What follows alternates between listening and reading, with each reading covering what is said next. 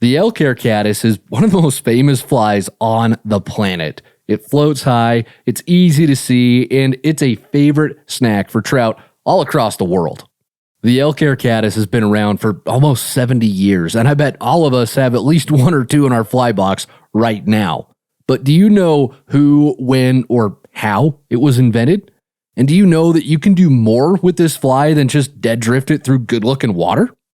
This week on Untangled, you'll learn all about the history behind the Elk Hair Caddis and some surprising ways you can use it to catch more fish. This is Untangled, fly fishing for everyone, presented by Ventures Fly Co. Hey everybody, welcome to it. This is Untangled and I am your host, Spencer Durant. Today we're going to learn all about the Elk Hair Caddis, one of my all-time favorite flies. I love this little bug a ton. And to do that, we got to go all the way back in time to 1957, and we got to meet an angler by the name of Troth. Now, Al lived in Pennsylvania, and his local water was this little piece of water called Loyalsock Creek. That's where he spent a lot of his time fishing. And he decides one afternoon that he wants a fly that's going to be a better match for the green caddis hatches that he's running into on Loyalsock Creek. So he heads home, he goes to his vise, he starts playing around with ideas, and he comes up with what he thinks is going to be this wet fly that he can use to swing through the riffles, to imitate those emerging caddis as they're completing that part of their life cycle and turning into adults. So he heads out of the river, and he's fishing this, and again, he thinks it's going to be this beautiful wet fly. And once he starts fishing his new creation, he realizes that the elk hair wing he put on the fly actually helps it float like a cork. And he accidentally created this really stellar dry fly that we're all fishing here almost 70 years later. Because I bet just about everybody listening, unless you are brand new to the sport, has an Elk Hair Caddis or two in your fly box somewhere. They're just that ubiquitous. Now, what gets a little bit more interesting, though, because he comes up with this 57, but he keeps it pretty quiet. Didn't really tell a whole lot of people about it, apparently, because it's not until he ends up moving to Montana in the 70s, and then he runs into Bud Lilly in West Yellowstone. For those who don't know, Bud ran this fly shop in West Yellowstone. Very successful shop. Had fly catalogs and everything. But he runs into Bud and tells Bud about this little caddis fly that he's got. And Bud ends up selling them in his shop, and they get a big regional following. And it gets big enough to the point that Al Troth finally writes an article about the Elk Hair Caddis for Fly Fisherman magazine in 1978. And that's when the fly really took off, and folks everywhere just start using it at that point. And nowadays, I don't think there's a fly shop in America that you're going to run into that does not have an Elk Hair Caddis or two for sale. I mean, if you're down in the Florida Keys, yeah, they're not going to have them down there. But in trout country, it is hard to go wrong with an Elk Hair Caddis and just how effective they are. And Troth, he actually invented a few other flies too. He wasn't a one-hit wonder like Chumbawamba. He came up with the Gulper Special. It was a fly designed for the gulping trout on Hebgen Lake there in Montana. And if you've never heard about them, there's this big calabatus hatch on Hebgen Lake, and calabatus is a type of mayfly. And the really big trout in the lake will come up and they'll gulp the flies so loud you can hear them gulping. You don't just see them, you can actually hear them. And if you don't have the right imitation, calabatus hatches can be a pain in the butt to fish. And the Gulper Special was designed for those very large, very picky fish that live there in Hebgen Lake. So Al knew what he was doing. So when he set out to create the Elk Hair Caddis, yeah, there was a little bit of accident in there, but he had a good idea of how to put a fly together. He was a very, very successful angler. After moving to Montana, actually, he ended up settling down in Dillon, which is in southwest Montana, and he started a guide service and an outfitter there. He was guiding on the Beaverhead and the Big Hole. So he was around fly fishing. He was involved with this stuff his whole life. And unfortunately, he did pass away in 2012 from Parkinson's, so Al Troth is no longer with us, but his flies are. Hey there, it's Alex. You ever find yourself standing in the river, staring at your open fly box, wondering, what the heck do I tie on? Yeah, it happens to all of us, especially if you're not quite sure what bugs are active. That's why we've put together our year-round hatch chart. It breaks down the major hatches that happen across the US so you can understand what's happening in your neck of the woods and pick the right fly with confidence. Snag a free copy by scanning the QR code on the screen or hit the link in the show notes. All right, back to Untangled. Now, what's really interesting to me about the Elk Hair Caddis is it's one of the few dry flies I can think of off the top of my head that can really pull double duty as an emerger without too much effort. You don't have to change anything about the fly. You don't have to cut the hackle off. It can just pull double duty just by virtue of its design. And that's what makes it such a unique pattern, is that I don't think a lot of anglers realize just how versatile the Elk Hair Caddis is. And when I mentioned in the open to this show that you can use the Elk Hair Caddis in a lot of different ways to catch fish, this is what I meant. It's not just a fly that you dead drift through the riffles or in a pool or on a seam. There's a lot of different ways to fish it. So, to explain that, let's take a look at the Elk Hair Caddis and then the half-baked caddis emerger here at VFC. They look very similar, these two flies, the adult and the emerger. And if you're watching the video podcast, you'll see those popping up on the screen here in a minute. If you're not, the half-baked caddis, it's an emerger pattern we have here at VFC. The big difference, it still has the elk hair wing on it, and then it's got the flat body, so no taper to it. The big difference is there's no hackle on the half-baked caddis, and then it's got a little bit of a tail that's meant to imitate the trailing shuck. So other than that, they look very similar, same size, same proportions, just ditch the hackle and add a trailing shuck, and that's your half-baked emerger. It's a very simple emerger pattern, thank goodness. So when I talk about how Al Troth originally developed the Elk Hair Caddis to be an emerger, you can see why he thought it would work that way. When you compare these two flies side by side, they look so similar. It really makes sense. It kind of clicks in your head when you see them. So how does that help you on the water? I'm like, cool story, Durant, but what does this do for me? Well, if you're out fishing and the caddis are hatching, but the fish don't seem like they're really all that interested in the adults, what you can do is you can go ahead and sink your Elk Hair Caddis with just a bit of split shot, like the tiniest split shot that you have in your pack.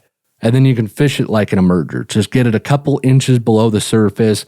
You can let it drift under another dry fly. You can put it under an indicator if you want. You can fish it a little deeper. But at that point, once you sink it, you've got a fly that looks an awful lot like the emerging caddis that are swimming up through the water column to hatch into the adults. It's really, again, you look at the half-baked caddis and the Elk Hair Caddis, the similarities are very, very obvious between the two. So now that's just one way that you can tweak the Elk Hair Caddis to work in a different situation. Another option you've got is you can actually just swing your Elk Hair Caddis like you would with a soft hackle or a wet fly. And this works because caddis flies move quite a bit when they're hatching, especially when they're emerging, they're coming back up through the water column to get to the surface. There's going to be a lot of movement with that. And I bet if you've been out fly fishing this summer, you've been fishing some caddis hatches, I would be willing to bet that at the end of your drift, if you've let your caddis dangle or swing a little bit at the end of the drift before you make your next cast, I bet you've had a fish or two come up and try and eat it, or you felt the tug, or maybe you even caught a fish that way. And again, that's because that lift right at the end when you're swinging it, that lift imitates that natural movement, and the elk hair looks so much like the emerger that the fish are just going to go snack on it. So you can try swinging them through pools and whatnot, and you don't have to do anything to the fly, right? It just, boom, it'll just work that way. And I actually, just to drive this point home, I was out fishing last week with a buddy of mine, Gene. We were out on the local creek here, and he was fishing a shorter rod, and he was trying to high stick through some of these little pools. And because the rod was a little bit shorter, he was having a hard time getting all his line off the water before the current would grab it and start pulling the flies. And that actually worked in his favor because it would start to swing his flies a little bit quicker right at the end of the pools. And he caught 2 or 3 fish on the swing right at the ends of pools like that as we fished all night. So it will work. It is an effective tactic that you can use if the fish aren't eating the adults, but you do see caddis moving, or it's just the time of year that caddis should be hatching. Boom, try swinging them. That little bit of movement might just be what gets them to eat.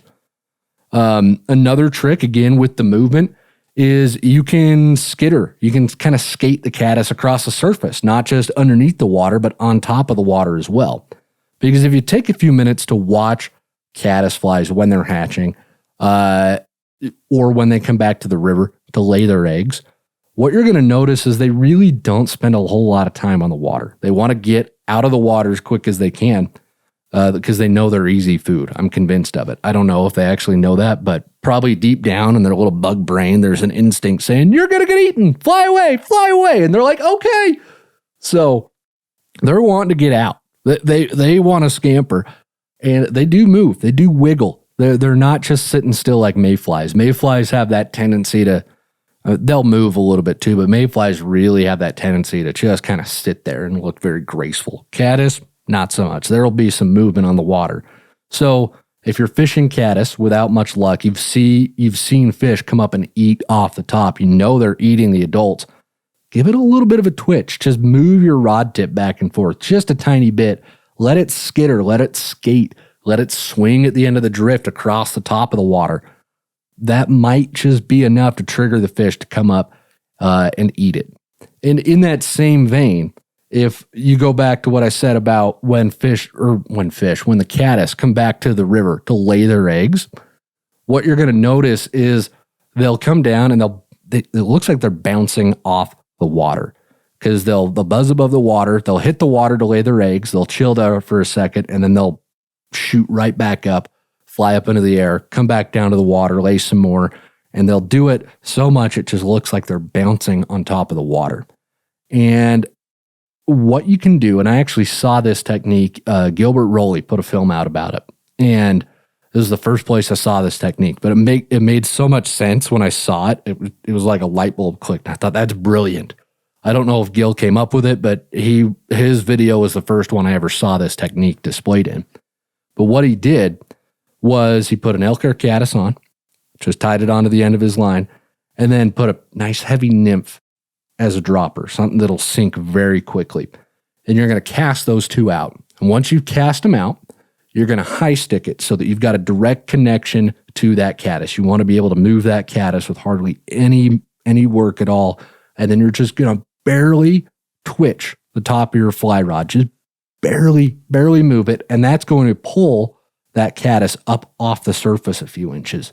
And then that heavy nymph is going to drag it right back down. And this is going to mimic that bouncing movement that the caddis make when they come back to the water to lay their eggs. And a few years ago, it was not too long after I'd seen that video from Gil, Alex and we were out on a river full of brown trout, and there were caddis hatching, but the fish really weren't committing to the dries. They were probably eating the emergers, but me being me, I wanted to catch them on dries, and I'd seen this video, so I thought, I'm going to try it.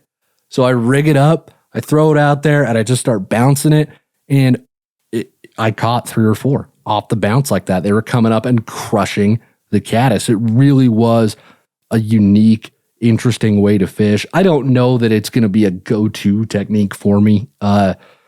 It seems like you've got to have a pretty big swarm of mating caddis coming back, and then the fish have to be willing to jump out of the water to eat them. But it's just another way to fish it, another tool in your box to use to do something a little bit different with a fly that, again, we really just get dead set on just dead drifting it through good looking water. We don't add a lot of the movement to it that we should, or that we can with these caddis. So when the dead drifts don't work, when everything else doesn't work, that's when you bust out these other tips and tricks and see if that's what'll get the fish to go ahead and commit to an eat.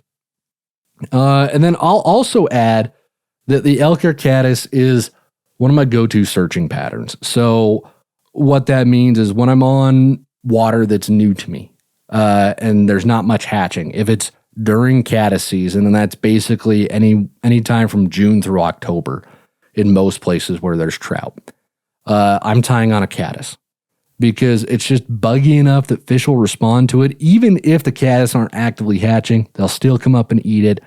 And then caddis are so abundant anyways that the fish recognize it. They'll come up and snack on it.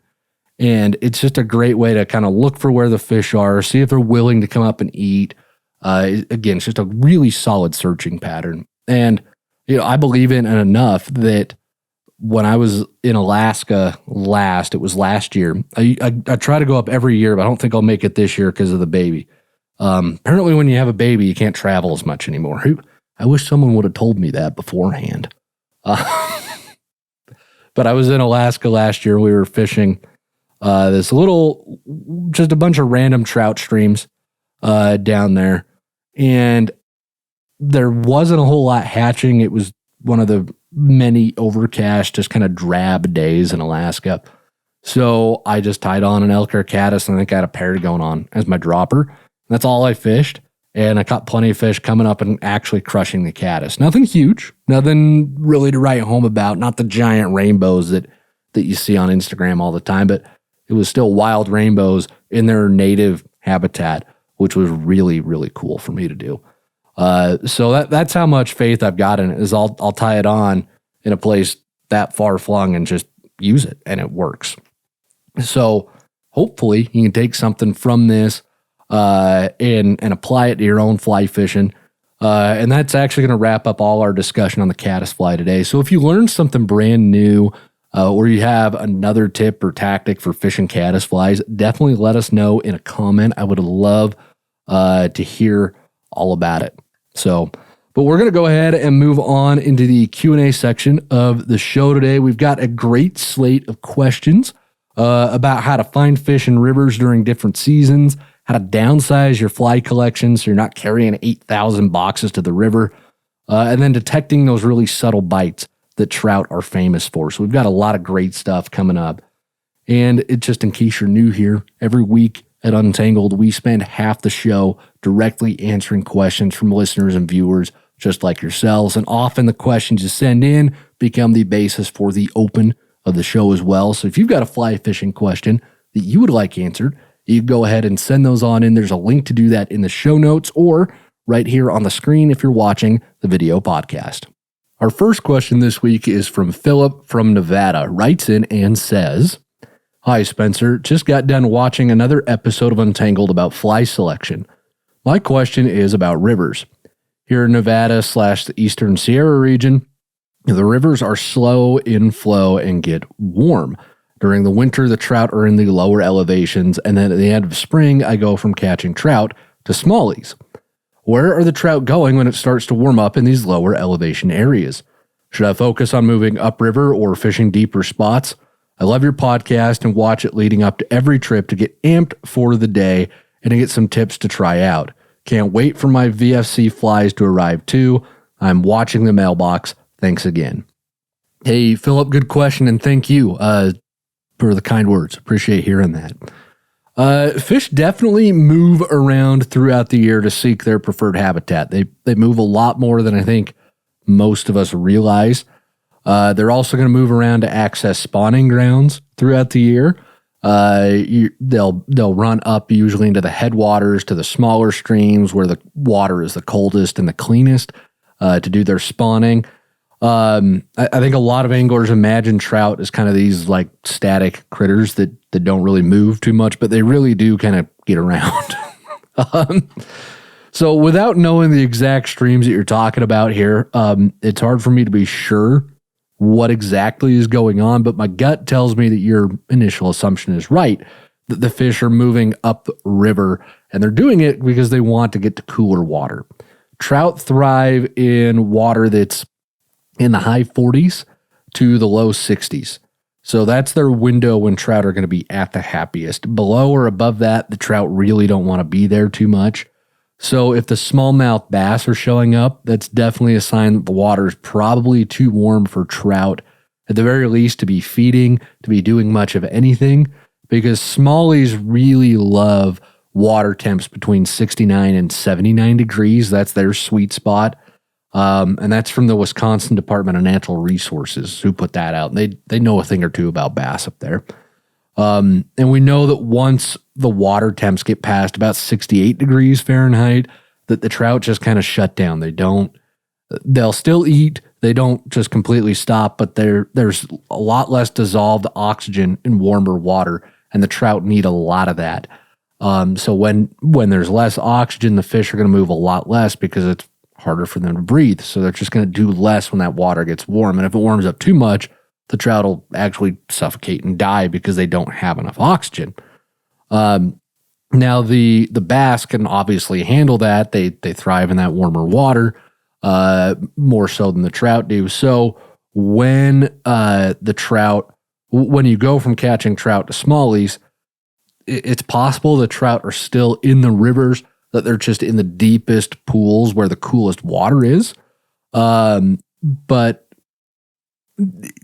you still don't want to fish for them at that point. You want to leave the trout alone.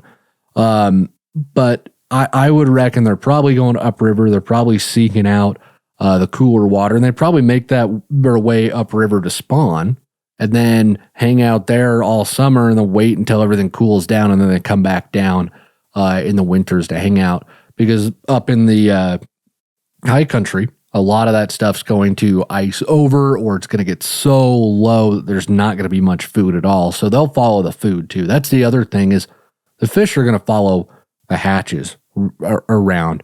And that's one of the reasons why you find fish in pools during the winter. You don't find them in the riffles, because the bugs that hatch in the riffles aren't active during the winter. But midges, which will hatch in the pools, they are. So the fish follow them to the pools. Again, I definitely wouldn't be fishing for the trout. If you're catching a bunch of smallies, I wouldn't try to catch the trout if they're still in the river, because chances are, again, they're at the bottom of those deep pools where the coolest water is, and they're just trying to make it through until the water temps calm down.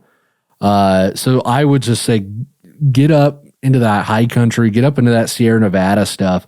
It's gorgeous up there. Go chase the trout up there, or go play with the smallies too. Smallmouth from a river is a lot of fun. It's something I don't get to do nearly enough, and I want to definitely do more of it, to be completely honest with you. So, good question though. Thank you so much for sending that in. Ray from Alberta has our next question, writes in and says, I'm a guy that likes to be prepared, maybe too prepared. I slam all my fly boxes into my sling bag before I head out to make sure I'm ready for anything. This sacrifices room for snacks and keeps my bag pretty bulky. I love your practical tips and videos, and maybe you've already posted something on this, but my question is, how can I narrow my flies down to maybe 2 or 3 boxes for a day trip? Ray, I have been there. I used to have like 8 or 9 fly boxes in my vest. It was a problem. I went out there looking like the Michelin tire man, just huge. Not that I need any help to look huge, right? The wings and the Diet Coke do that for me. But I understand the problem. I've actually done some episodes around this idea before. Most recently, it was episode 102, where I talk about my top 15 trout flies and the real life insects that they imitate. I'll go ahead and link that in the show notes for you, or on the screen if you're watching the video podcast. But those are the 15 trout flies that I would take with me on a day trip. And those are usually all I really have in my box anyways. During the spring, I add a lot more emergers and a lot more dun patterns. Just, it's nice to have different options to switch it up when the fish are getting pressured heavily in the spring. But other than that, I go with that group of flies. But I'll walk through those concepts though, because they're worth revisiting. I've realized over the years that I catch like 90% of my fish on the same 20 patterns or so. If I travel somewhere new, I might need to pick up local flies that I don't have, like Mises shrimp on the Frying Pan River in Colorado, for example. I don't have those tied up, but if I go down to the Frying Pan, I'll pick some of those flies up. But again, for most of the trout fishing that I do, those same 20-ish patterns catch most of my fish. And that really holds true for just about anywhere. You're going to need some midges, some mayflies, some caddis, some stoneflies, some scuds, some sow bugs, worms, and a leech or two, and you're in business. So that's really all you would need to take to be prepared for anything. But the flip side of that is also think about what time of year it is. Okay, it's late summer right now. Do you need mayflies and stoneflies in your box? Do you need your big streamers if you're just going to the local creek to fish dry droppers for a few hours between work and when you got to go home and do dinner? Yeah, not really, right? And I know that it's kind of like a safety blanket where you feel like, oh, I've got everything I need. And so you feel a little bit more confident going to the river with all that stuff. But if you never pull it out, if you never use it, then there's really no point in carrying it with you. And I know it's a lot more convenient to just leave everything in your pack so you're not constantly sorting through it. But I'll do this a lot where when I'm heading to the river, I just leave behind the fly boxes that I don't need anymore. And I've got my boxes sorted to where I've got all my parachute dry flies and emergers are in one box. All of my hackled dry flies and foam-bodied flies are in another box. And then I've got 2 boxes of nymphs. I've got one that's got my smaller midge and mayfly-focused imitations, and then another box that's got my bigger stoneflies, my attractor nymphs, my worms, my scuds, and my sow bugs. So I can really just grab the one that I need and go with that. And then just, the other day I was out fishing with a buddy on a local creek, and it's the sort of place where you really can just fish a caddis with a zebra midge dropper all day and do just fine, especially this time of year.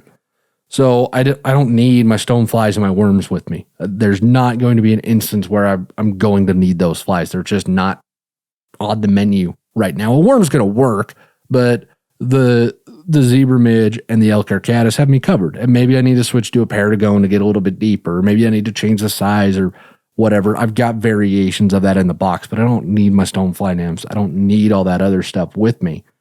It's just overkill. So I just left those in the truck and just took the 2 boxes that had my dry flies and then the smaller nymphs, and that's all I needed.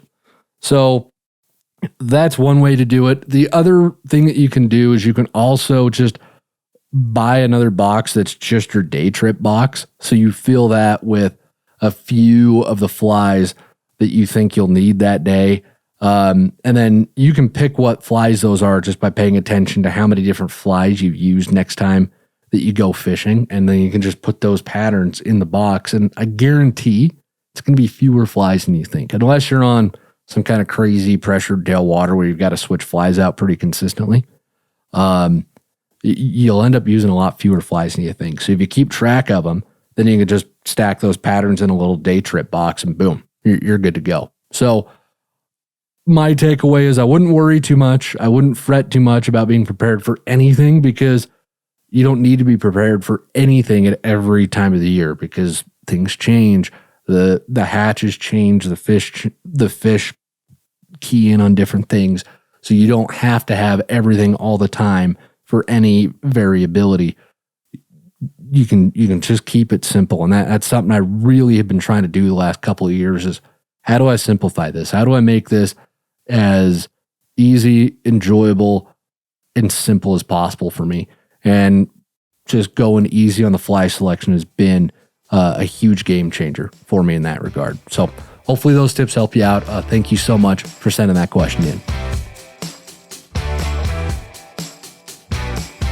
Christopher from Arizona has our next question, writes in and says, I was recently fishing pheasant tail nymphs. Though I was catching several fish, I found it was difficult to detect the bite. Most of the fish I caught I didn't realize were on the hook until I went to recast. Always a fun surprise. My question is, what are some strategies for detecting the more delicate bites? Thanks for the response. I love listening to the podcast and becoming a better angler by using the strategies you provide. Put a fly in front of a fish and make it look real. I love it, Christopher. Thank you. And yeah, that really, I love the fact that you quoted that, man. That made my day.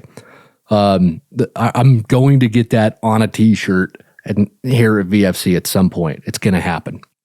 So you didn't mention if you were fishing with a dry dropper rig or if you were fishing these under an indicator, those pheasant tails. So I'll try to address both of those situations, just depending on how you were fishing. It's not going to make a huge difference to it, but we'll still go through both of those anyways.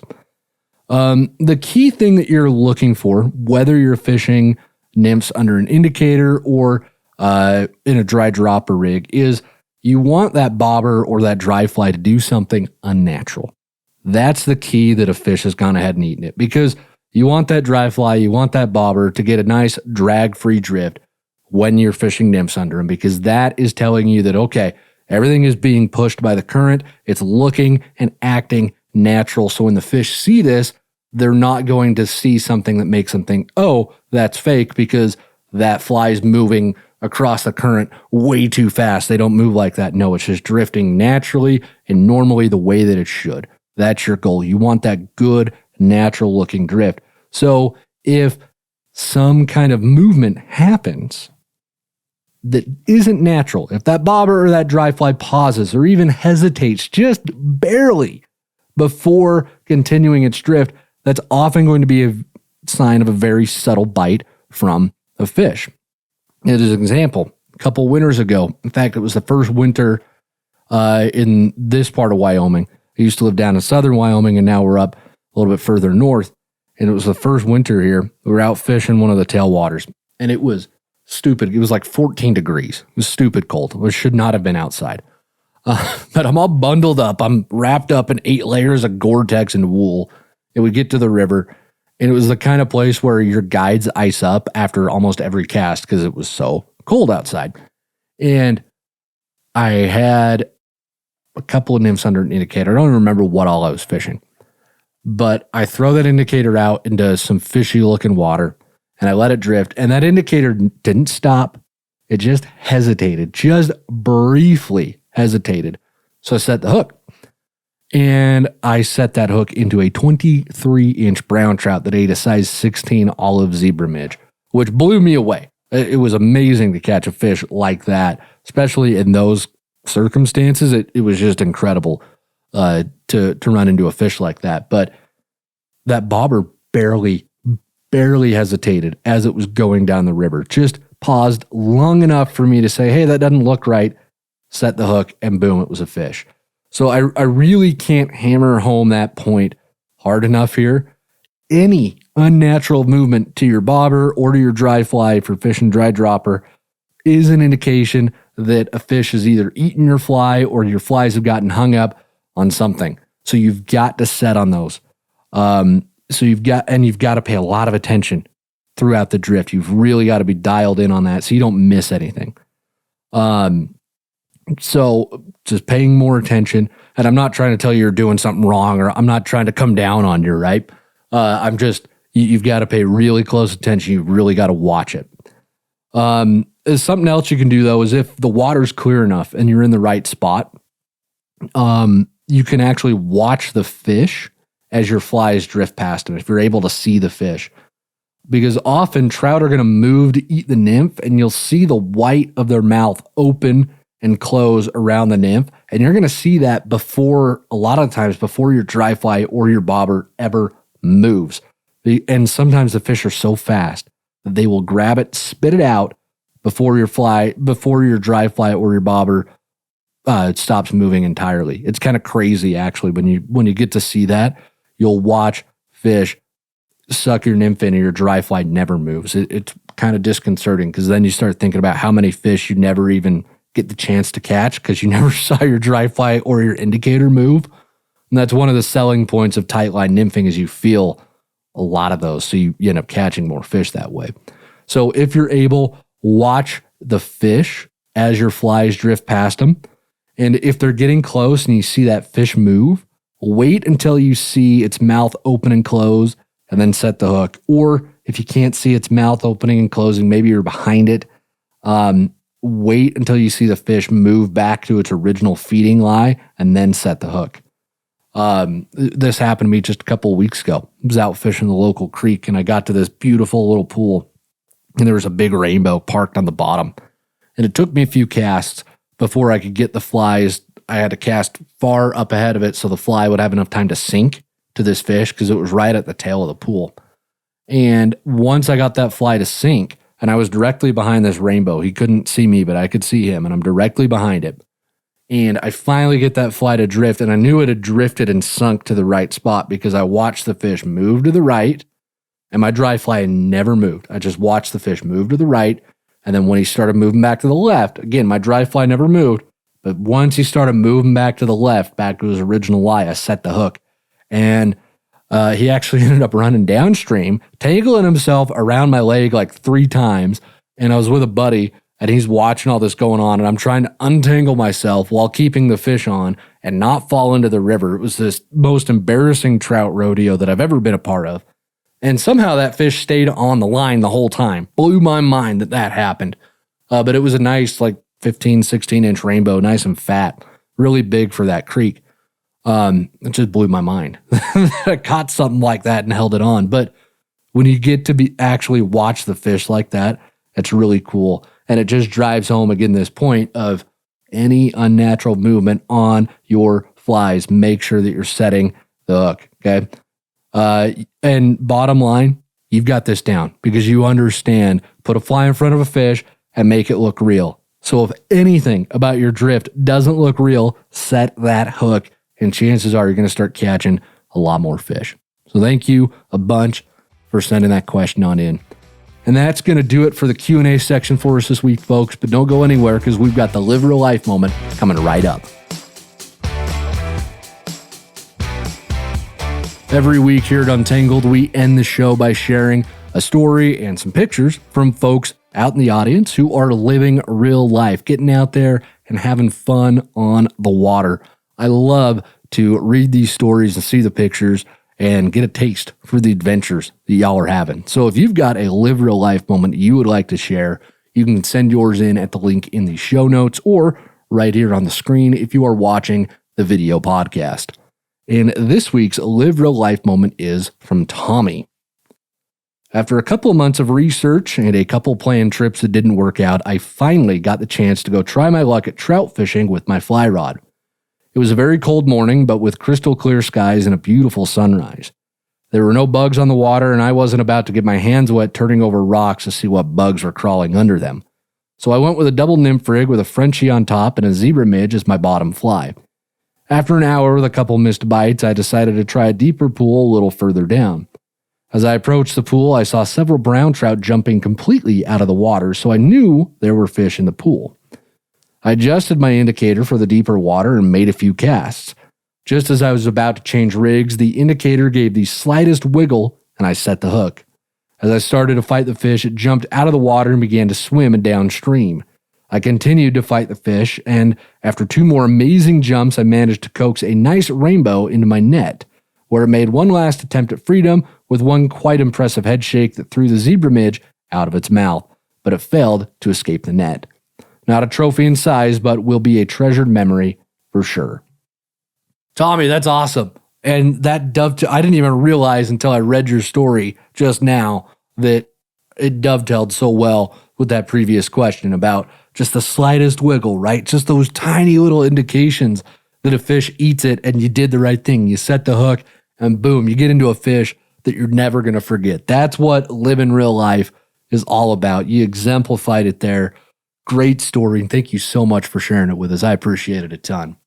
And with that, folks, we're going to wrap the show up this week. Thank you so much for being here with us, listening, watching to the whole show. It really makes more of a difference than you understand.